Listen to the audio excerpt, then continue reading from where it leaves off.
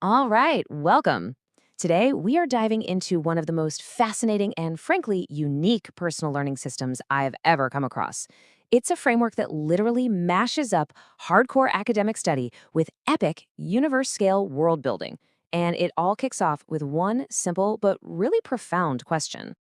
I mean, that's a wild question, right? But it's the absolute heart of the entire system we're going to break down today. How do you take a subject that, let's be honest, has a reputation for being brutally difficult and turn it into a creative act of discovery? Well, the answer is pretty mind-blowing. Okay, so let's peel back the very first layer of this thing. We're going to start with the most hands-on, practical part of it, the piece that connects directly to a real college course. This will show you exactly how this super imaginative approach actually works in the real world. And that brings us to this idea called limbic alchemy. Now, I know it sounds like it's straight out of a fantasy novel, right? But it's actually a perfect one-to-one mirror for organic chemistry.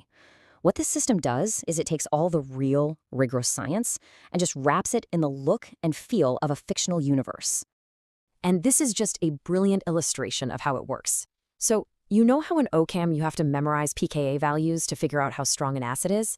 Well, in this system you learn about SDT, which stands for somatic dissociation threshold. An acid becomes a nodal donor. See what's happening? The chemistry underneath is exactly the same, but the language is totally reskinned to fit this bigger story. It starts to feel less like just memorizing facts and more like you're learning the fundamental laws of a new universe. Now, you might be thinking, okay, that's a pretty clever study hack for one tough subject. But limbic alchemy is really just the tip of the iceberg. It's the front door into a much, much bigger structure. And this is where you start to see the true scale of this project.